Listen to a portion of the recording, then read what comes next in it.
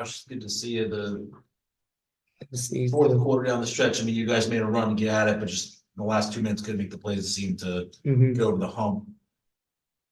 How important is this team that obviously is building itself and building chemistry and missing some key players to go through things like that to eventually, when you have everyone healthy, come out with a win there? That was what I said when we came into the locker room. I know this is a tough stretch for us. We have 5 games in 8 days, and that's coming off of other games, but we're pushing through.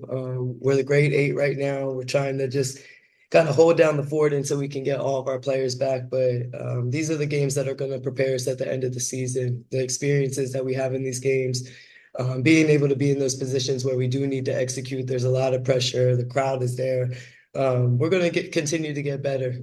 This is 5, 6 games in, so with this brand new team, brand new coaching, brand new offense, we're still learning. So for us, it's brick by brick. We're building this house brick by brick, and we're going to continue to just push forward and use these experiences with the next game as well. Seemed like in the second quarter, you and Kalia sparked you guys. And I'm just curious, like, is that something that you guys have to talk about, or does that just happen naturally? It's our little, you're going to see us from time to time. We'll say, come on, Kyle.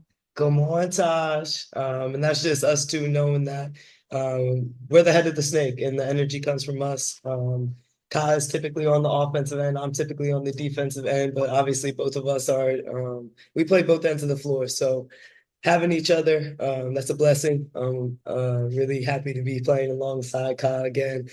But she was great today. And I know that she's probably going to be her biggest critic at the end of this night. And you probably saw that when she came in here for media. But my message is the same to her: heavy is the head that wears the crown. And you're going to be in those positions. We're going to continue to put you in those positions.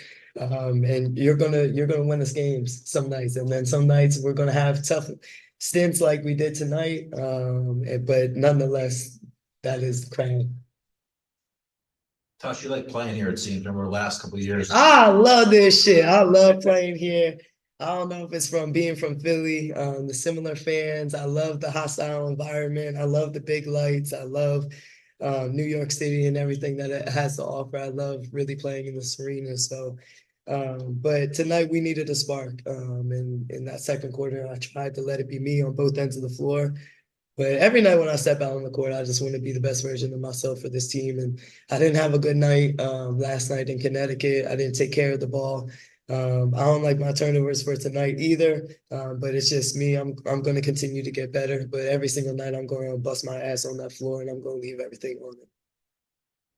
You kind of alluded to your time with Kalia in DC, and I'm just curious where you think she's grown the most as a player and as a person from that time till then. I just feel like all around, Kyle has grown so much. When she came into the league out of Rutgers, it was just raw talent, and she knew how to score. She had a really high IQ, but I think that trade, is hurt to any rookie to get traded. But I think that trade was the best thing for her career because she went to Chicago. She made it her own. She won a championship there. She became an MVP. So she just continued to grow. And that's what I love about Ka. And it's a testament to our Philly roots too. It's like we're blue collars. So we're going to continue to get it out the mud. We're going to work our asses off to continue to come back and be better every single year. And Kalia has done that, not only as a scorer, as a defender, as a leader, and just as an all-around human being. She's continued to grow. So to see her however many years later and team up with her when we're both more just seasoned. I like that, right? The word seasoned. It's a beautiful thing because we just feed off of each other. And then you had the rest of our team, DT, Sophie, BG, the core. Mac has been playing great for us. Liz has been playing great for us. Shug comes in on, a bum ankle and gives us a huge ass spark today. It's going to take everybody. And that's the special thing about our team and the culture. And at the end of the season, when we peak, that culture and that environment that we've created in that locker room is going to carry us. Tia on Zoom. Tosh, speaking of that culture, what does it say to you about the culture that Nate is building, the fact that you guys were able to bounce back from the type of game that you had yesterday? Man, Coach Nate is he's an amazing man. Let me say that first and foremost. Amazing man, a great father, and a great leader. When you talk about the head of the snake too, that's our guy. He continues to feed confidence into us. Even last night when I was having a tough game, he grabbed me. He was like, "I believe in you." And that's every single person. And so he's tough on us when he needs to be. He sets a standard. He holds all of us accountable, from the top dogs to, the last man on the roster, whatever it may be. And when you can set that standard and we know what is expected every day, it makes it really easy to come in. But the joy that he brings to this game and the family atmosphere that he brings to our culture, it's a beautiful thing, and we've all bought into it. We've all bought into him. And so we're going to continue to follow him, and we're going to peak at the right moments. David? Hi, Tosh. Speaking of the 5 games in 8 days, would you attribute that to the reason this team is sick and injured, or is it more so just general unluckiness? Yeah, no, I personally think that this schedule is crazy. Obviously, we understand that we have an Olympic break and all those things that are pushing these games up early. I'm thankful that we are chartering, because this would be a hell of a stretch if we were still flying commercial. That doesn't mean that the chartering stuff we don't need to still be better at.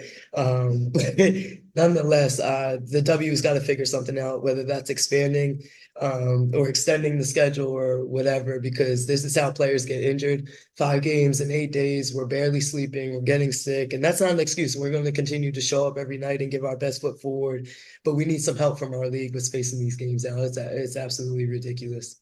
Last question, Willie. What's up, my guy? What's up, Tosh? I remember last year, Sandy Brondello early in the season said it's the Aces and the rest of the league that needs to catch up. This year, the Liberty loses a couple of games, the Aces lose to you, and everyone's asking, what's wrong with them?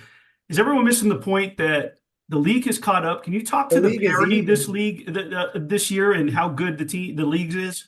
I just said this the other day. There used to be a time when, I came in as a rookie into my first 4 years where you knew you could walk into games and just win by being there. Like, we were just a better team. That's not the case anymore. And that's the beautiful growth of our league. That's the beautiful growth that the women here in this league have done over years. I always say I'm standing on the shoulders of the women that came before me. I'm continuing to make it better. The rest of the 144 is making it better. Those rookies that came in, they came into a league that was already working their asses off to make it better. And the attention that they're bringing, it's a beautiful thing to bring that together as a combination. But this league is even. There is no night that is going to be easy ever. Every team is capable of contending for a championship. And that's really special. I don't think that's talked enough with our entire league. I just think that I will say this, the rhetoric around this league right now is extremely hateful. It's extremely like, y'all want us to hate each other so bad, and that's the furthest thing from the fucking truth. We love our sisters. This is a sisterhood, everyone that's a part of this league. But to expect us to not go out and be dogs every single night when we step across those lines and that friendship leave, like, Stewie is one of the best players in the entire fucking world. I love going up against her, and you're going to have to go through me. But off the court, I appreciate her for who she is. I appreciate her for everything that she's done.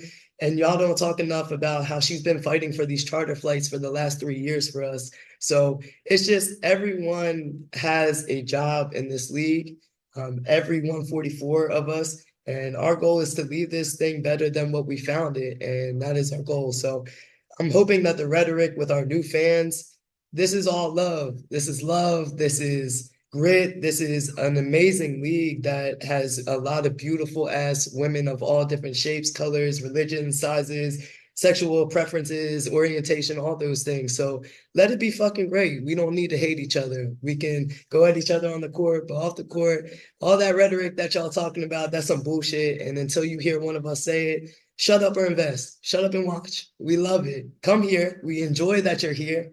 But man, let us be great. Thanks, Josh. Man, I'm